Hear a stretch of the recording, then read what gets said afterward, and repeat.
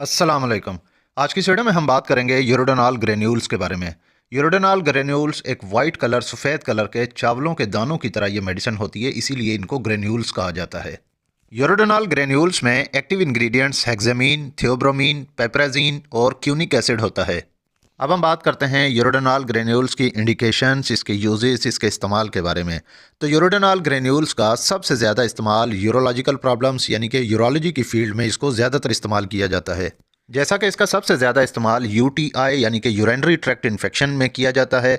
जब पेशाब में इन्फेक्शन हो, पेशाब जल जल कर आए, पेशाब में रुकावट हो, दर्द हो, और जिन अफराद को बार बार पेशाब में इन्फेक्शन हो जाता है यानी कि यूरिन इनकॉन्टिनेंस होने के अलावा बार बार इन्फेक्शन होने का खतरा होता है, पेशाब करते वक्त जलन होती है, दर्द होता है, तो फिर उन अफराद में यूरोडोनॉल ग्रेन्यूल्स एडवाइस किए जाते हैं। इसके अलावा यूरोडोनॉल ग्रेन्यूल्स का इस्तेमाल रीनल स्टोन यानी कि जब गुर्दे में पथरी हो और ख़ास तौर पर रेत की तरह जिसको हम रीनल कंक्रीशन कहते हैं, तो इस पथरी की वजह से अक्सर अफराद में पेशाब करते वक्त जलन होने लगती है, दर्द होती है, और अक्सर अफराद में पेशाब में रुकावट भी हो जाती है, पेशाब रुक रुक कर आता है, कभी कभार इन्फेक्शन की वजह से खून भी आने लगता है। तो इस सूरत में यूरोडोनॉल ग्रेन्यूल्स का इस्तेमाल बहुत ज़्यादा फ़ायदेमंद रहता है। यूरोडोनॉल का इस्तेमाल यूरिक एसिड को कंट्रोल करने के लिए भी इसका इस्तेमाल किया जाता है। जिन अफराद में जोड़ों में दर्द होने लगे और ख़ास तौर पर जिस्म की जो छोटी हड्डियां होती हैं, छोटी हड्डियों में दर्द हो, तो ये यूरिक एसिड के इंक्रीज़ होने यानी इसके यूरिक एसिड के बढ़ने की निशानी होती है जिस्म में, जिसकी वजह से अक्सर अफराद में जोड़ों में स्टिफनेस हो जाती है। स्टिफनेस यानी कि सख्ती होने लगती है,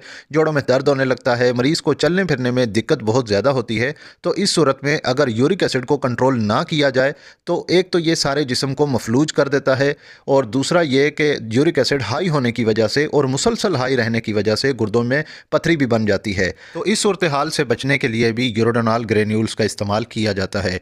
यूरोडोनॉल ग्रेन्यूल्स का इस्तेमाल आर्थराइटिस यानी कि जोड़ों के दर्द के मरीजों में भी इसका इस्तेमाल किया जाता है, स्पेशली जो रूमेटॉइड आर्थराइटिस के पेशेंट हों, जिन मरीजों में लंबे अरसे से जोड़ों में दर्द रहता हो, तो इस सूरत में यूरोडोनॉल ग्रेन्यूल्स का इस्तेमाल भी किया जा सकता है। लेकिन एक बात यह जहन में रख लें कि यूरोडोनॉल ग्रेन्यूल्स का इस्तेमाल लॉन्ग टर्म के लिए नहीं किया जा सकता। अब हम बात करते हैं कि यूरोडोनॉल ग्रेन्यूल्स को इस्तेमाल करने का सही तरीका क्या है, और इसको दिन में कितनी बार इस्तेमाल करना चाहिए, और किन बातों का खास ख्याल रखना चाहिए।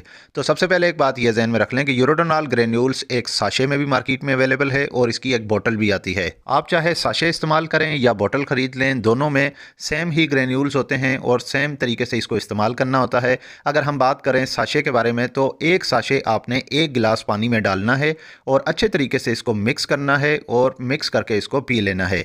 एक साशे सुबह लेना है और एक साशे शाम को लेना है, यानी कि दिन में 2 बार इस्तेमाल करना है, और ये बिफोर मील यानी कि खाना खाने से पहले इस साशे का इस्तेमाल करना है। और अगर आप बोतल ले रहे हैं तो बोतल में जो एक चाय का चम्मच है जो कि 5 ग्राम का होता है, ये एक चम्मच भर के एक गिलास पानी में डालना है, और अच्छे तरीके से ये ग्रेन्यूल्स मिक्स हो जाएं जब, तो फिर इन ग्रेन्यूल्स को पी लें, यानी कि ये बिल्कुल डिज़ाल्व हो जाने चाहिए और पानी बन जाना चाहिए, लिक्विड फॉर्म में ये कन्वर्ट हो जाएंगे। तो एक चम्मच आपने सुबह पीना है एक गिलास पूरे पानी में भर के, और एक चम्मच शाम को। और ये भी बोतल जो है ये आपने खाना खाने से पहले आपने एक चम्मच डाल के सुबह और एक चम्मच शाम को लेना है। और साथ साथ एक बात ये भी जहन में रखें कि पानी का इस्तेमाल आपने बढ़ा देना है, पानी का इस्तेमाल आपने ज़्यादा से ज़्यादा करना है। कम से कम दिन में आपने 10 से 12 गिलास पानी रोज़ाना लेना है। और अगर आप पानी का इस्तेमाल ज़्यादा नहीं कर सकते तो फिर आप फ्रेश फ्रूट का जूस बना के पी सकते हैं, मिल्क शेक पी सकते हैं।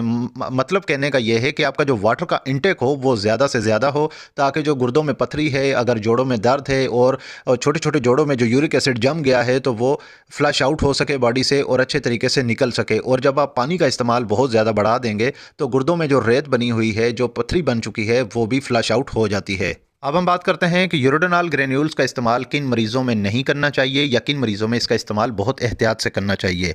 तो सबसे पहले किडनी डिजीज़ के पेशेंट, ऐसे अफराद जो गुर्दों के मर्ज में मुब्तला हों, और ख़ास तौर पर जिन मरीज़ों में यूरिया का लेवल, जो कि गुर्दों का एक टेस्ट होता है यूरिया और क्रेटिनिन, जिससे गुर्दों के सेहतमंद होने की निशानी का पता चलता है कि गुर्दे कितने सेहतमंद हैं।